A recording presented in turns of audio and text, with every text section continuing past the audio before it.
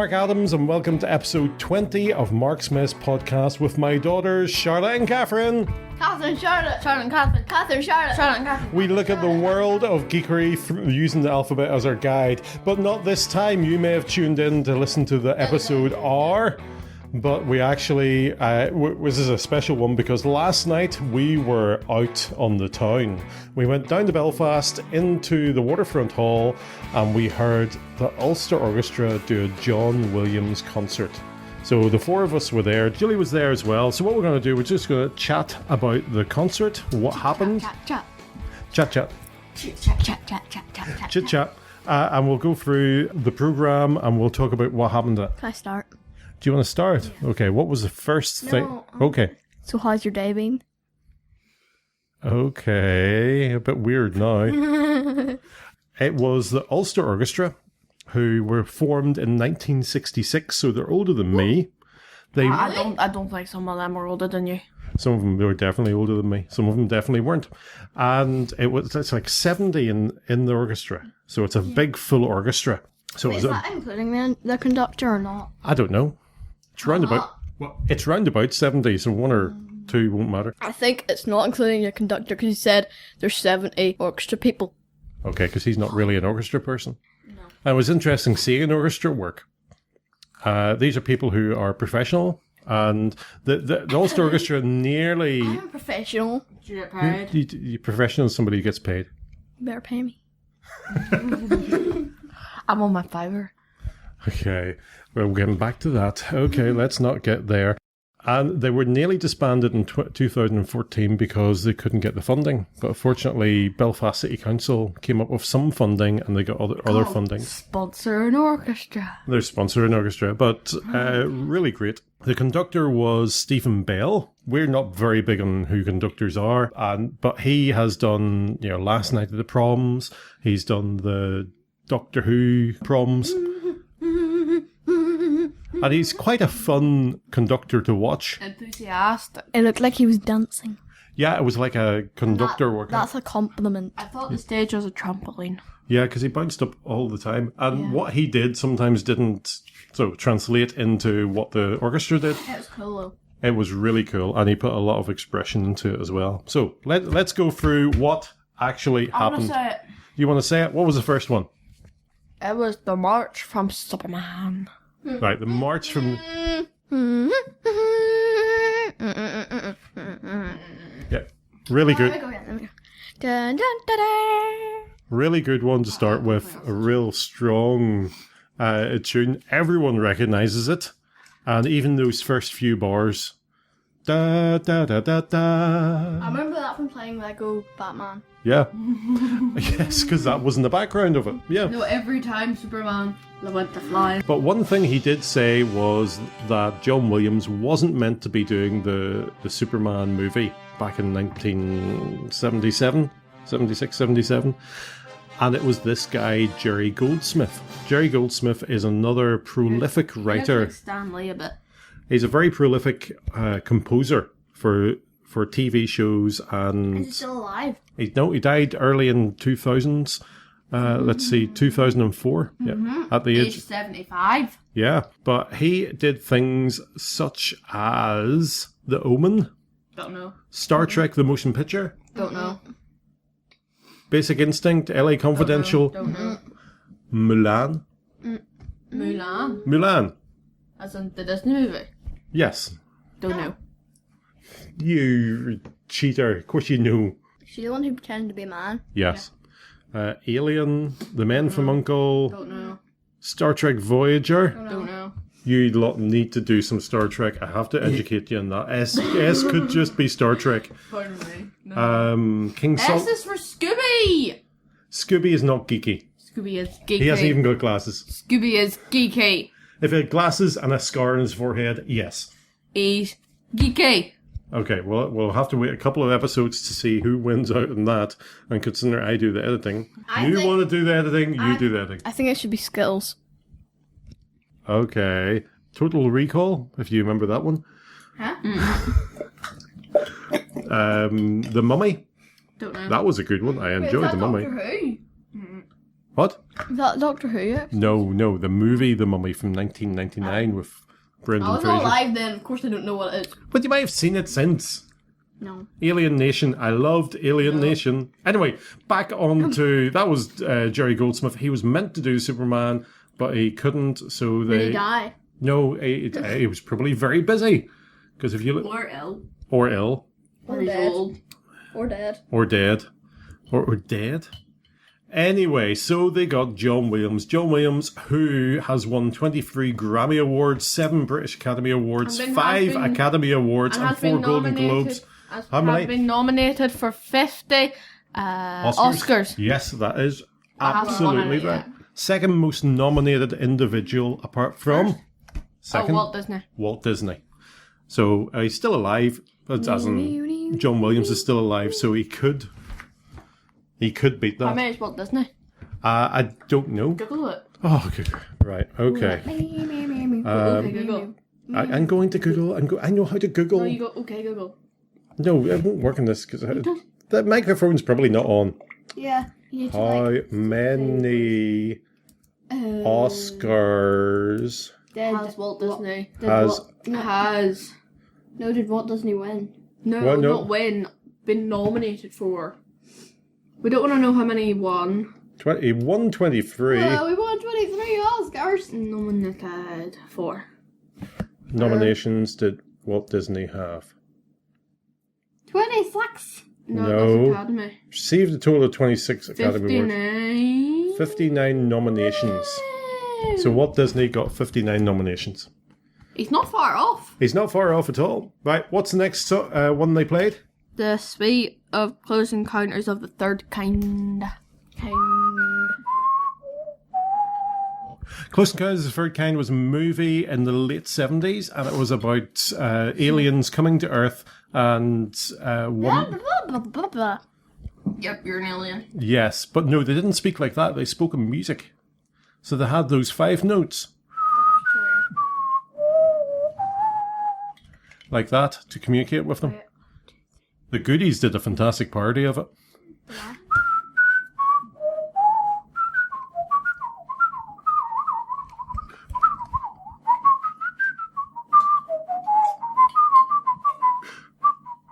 Okay, maybe not that. I've seen it once. It's not bad. It's not a pew pew science fiction movie. It's a Steven Spielberg again. Okay, next one.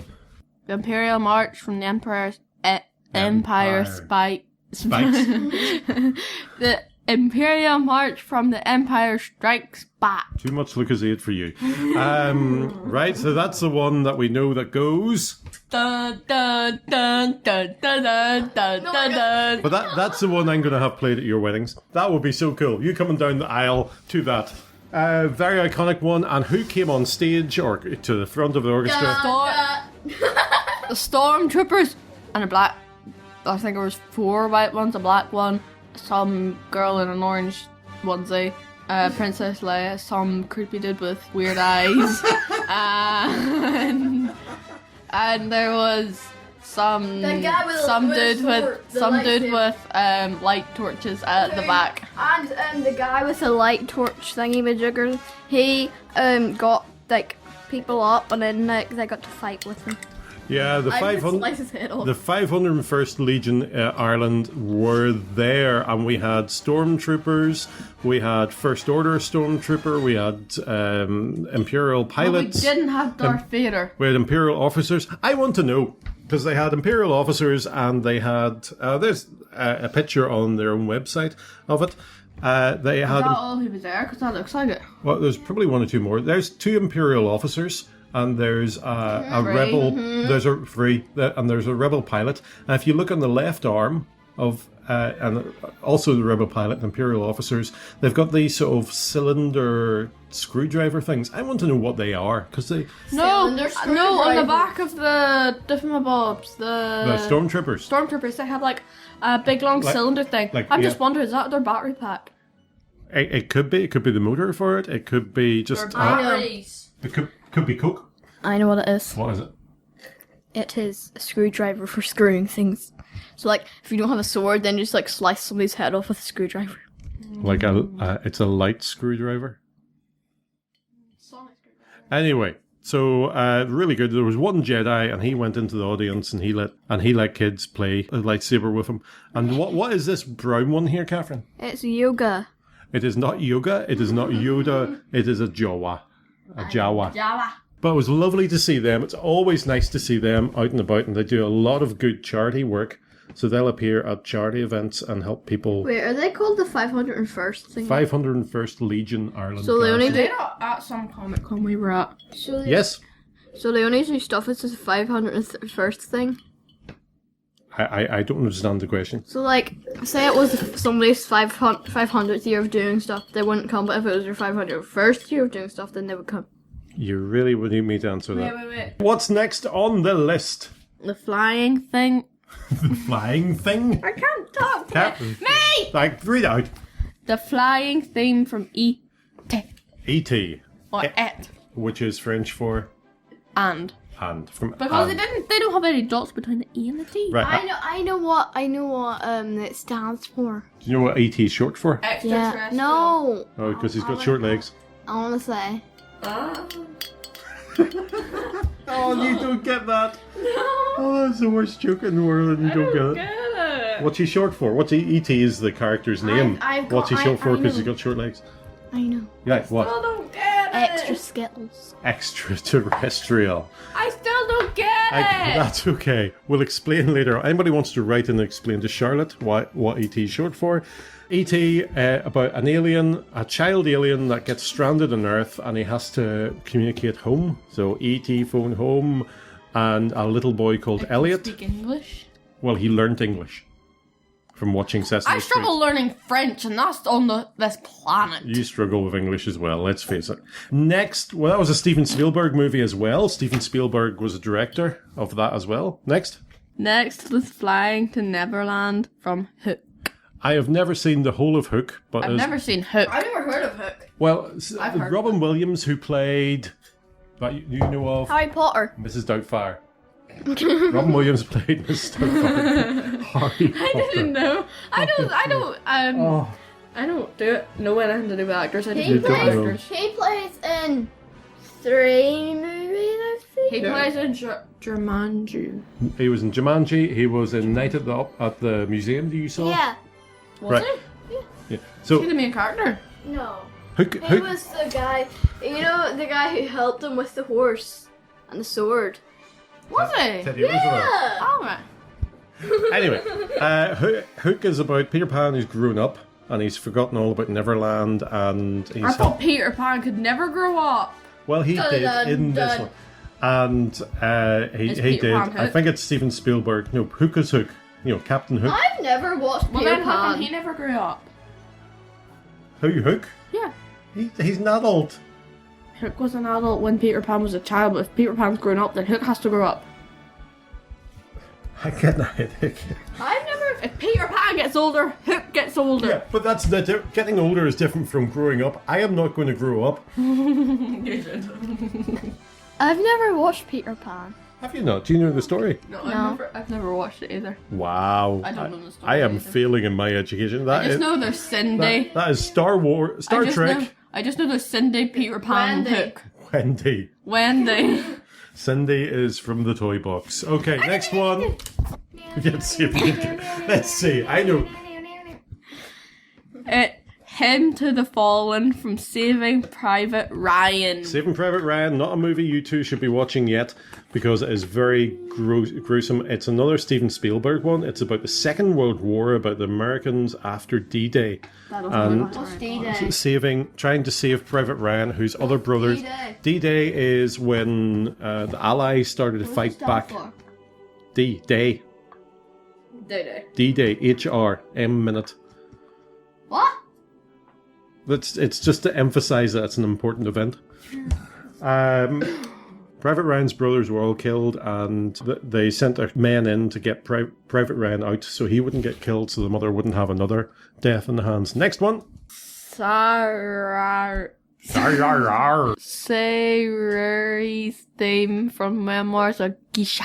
Oh, you got the Memoirs of Geisha. Show me. Never seen Memoirs of Geisha. It's a book. It was lovely. That was nice.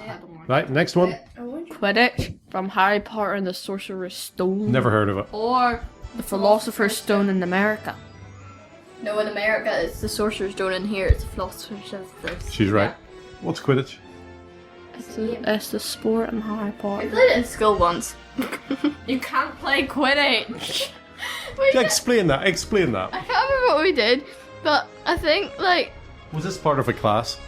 No, it was part of PE. Okay.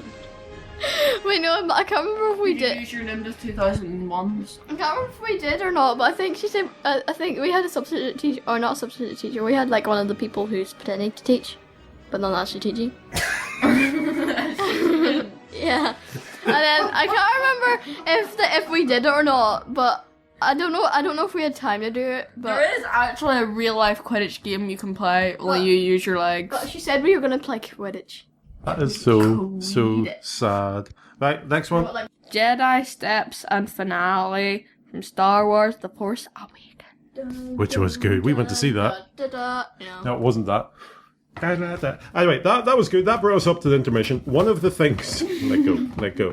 One of the things I liked was all the way through, Stephen Bell, the conductor, would stop and talk about the next piece of music or the last piece of music. And one of the things he did talk about was when the week before, or the few days before, they had a lot of school children in. The place was filled with school children, and they played... It was Thursday.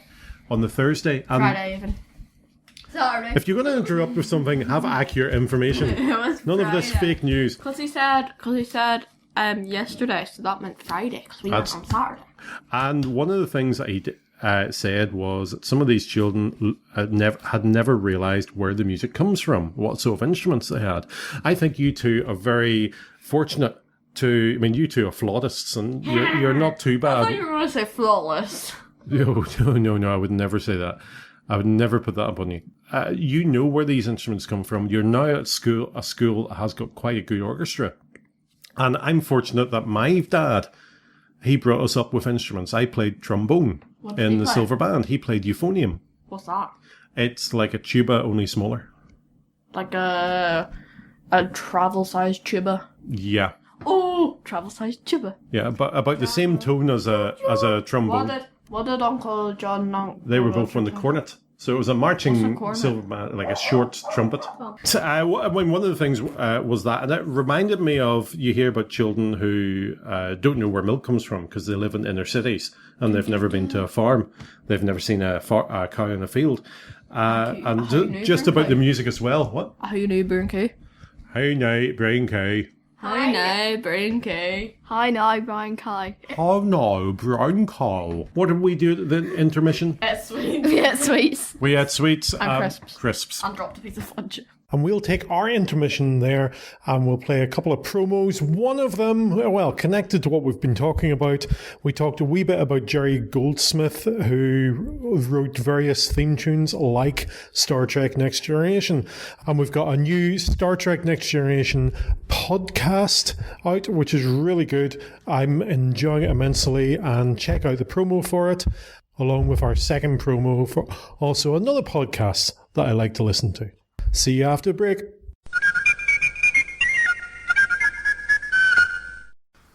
Are you ready for some Star Trek? Are you ready to smile? Let them entertain you tonight. Star Trek entertains you. Star Trek entertains you. Star Trek The Next Generation was my life as a kid. It was my everything. It was my friends, my drama, my relationship to how I should conduct myself. It was the escape from reality and all the good stories.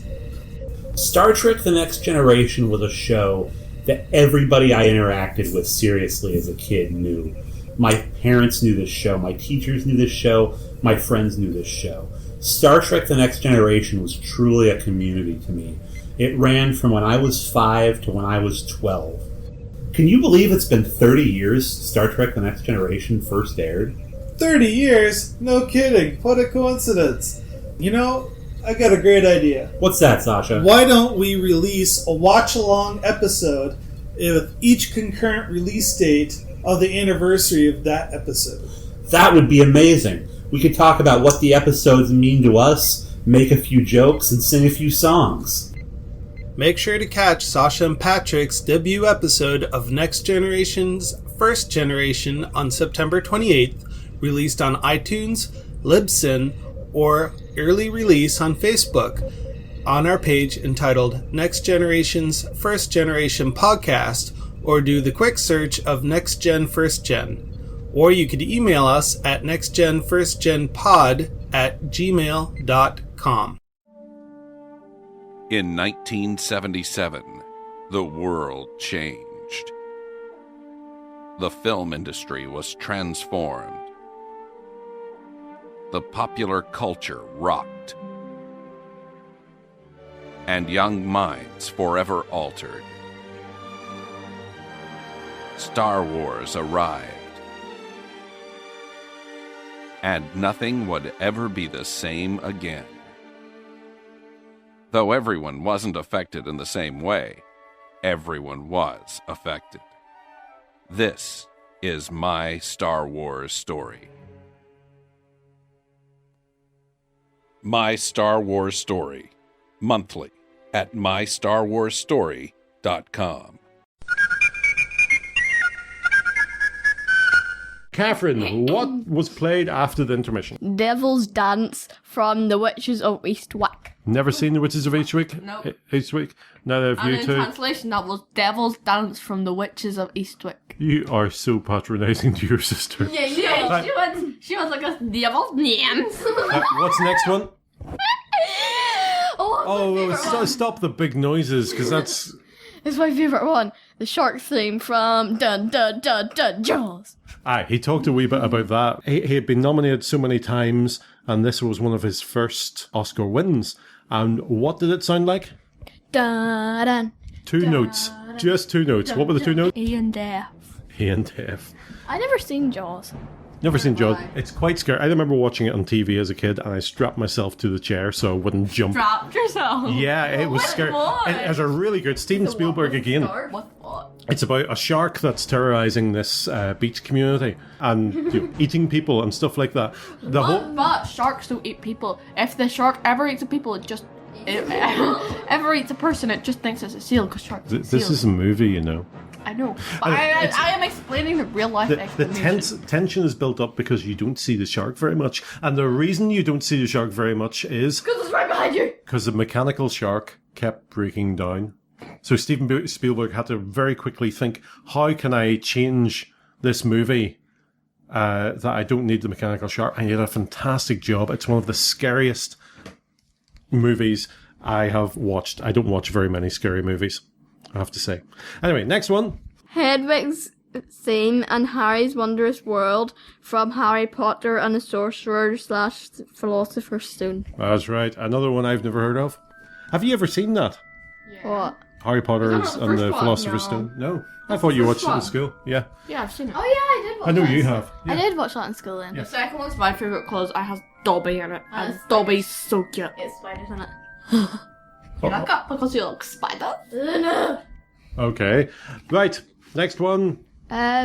Theme from Schindler's List. Schindler's List is a beautiful movie. I have never seen it because it is so emotionally wrought. During the Second World War, what did the Nazis do with the Jews? Burned Killed them. them. They burnt them. They gassed them. They then they burned the bodies. They did experiments on them. Awful. And people like Schindler, who was a real life person, used their influence in Germany to help Jews escape. And there were quite a few people like that. Wait, can I just say something? Yeah. You're going to be reading The Boy in the Striped Pyjama. You shall learn all about that. Yeah. Oh, The end's really sad. Yeah. I think Alan's read it and she said it was really sad. Yeah. I would I'll find it. not spoil it for you.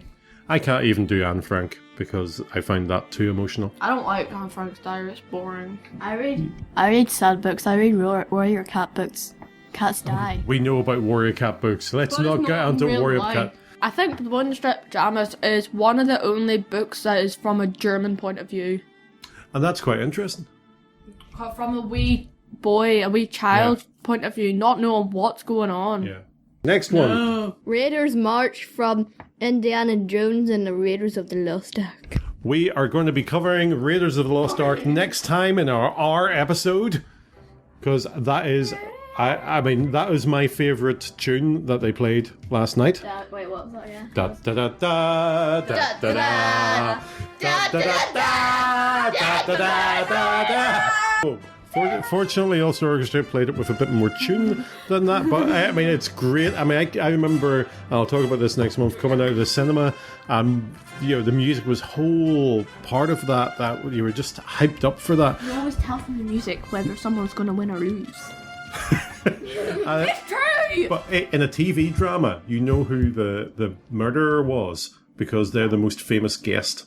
One of the things I really appreciate about the Indiana Jones music, since we're talking about that, is that every section of the orchestra gets a go. Because there were string bits, there were woodwind bits, and there were brass bits. 2 more to do. With Malice Toward None from Lincoln. Lincoln, this is a movie. I've watched half of it, if that helps. It's a more recent one. It's about the life of Abraham Lincoln. Again, it's quite a gory, more adult-themed movie about what happened then. Okay, and the last... Was he not president or something? He was president. He was assassinated. He's famous for that and freeing the slaves during the American Civil War. Right. Last one. Theme from Jurassic Park. Have you two seen Jurassic Park? Which one's that? The first one. No. Da, da, da, da, da, da, da, da. Anyway, I want to see Jurassic. I want to see the recent one, Jurassic World. We should watch them all sometime. I think I've seen some of it. Yeah. Wait, yeah, I have, I think. I've seen some It's of got it. dinosaurs. Yeah, I know. Okay, there you go. The wee boy and the wee girl, they're like in the kitchen, and Yeah. the dinosaur comes in, and they're just like, Yeah, I remember that's the- exactly it. The one where they're in a caravan and then like dinosaurs chasing after them. Like, That's the second one? Outside. That's the Oh, second one. I think that's the one I've seen. Yeah, but the music really evokes that war, the awe and wonder of seeing these dinosaurs out there. So fantastic. Right, that was a whole program. I did contact Stephen Bell and see if he wanted to do a very quick interview sometime for the podcast. But he did reply, and he was very nice about the reply. Unfortunately, our schedules just didn't. There wasn't enough time. But if Stephen, if you're listening, thank you very much for a great night. It was good. Best bit about the night. The Jaws. Dum dum Damn. dum dum dum dum dum dum. I kept on expecting a shark to come out of somewhere. yeah, like somebody dressed up as a shark. Okay, I bet you there's dressed up as a dinosaur for Jurassic Park. there's cosplay somewhere. There was somebody dressed up as Indiana Jones somewhere. Anyway, best one for you, Charlotte. Harry's Wondrous World from Harry Potter and the Philosopher's Stone. Philosopher's Stone. That's very good, yeah. Because again, that sense of wonder going into Harry Potter's world. For me, it was Indiana Jones. And it was also having the 501st Legion there. And it was also being... We were so... How close were we to the... We were in the second row. The second row. We could have spat on the orchestra. There was that close. And for some of it, there was no one in front of me, and there was people in front of everyone else. I was tall enough to see over people. And, you could go up to the orchestra at the end. I went up and talked to the double bass player guy. He was really tall. He was taller than his double bass. He was on stage. He was... No, he was just really, really tall. Well, I said to him, because it's double bass, it's got a very high bridge, and I thought, that's bound to be difficult to transport. I said to him, is it difficult? He said, it's the easiest instrument in the world because somebody else does it for him.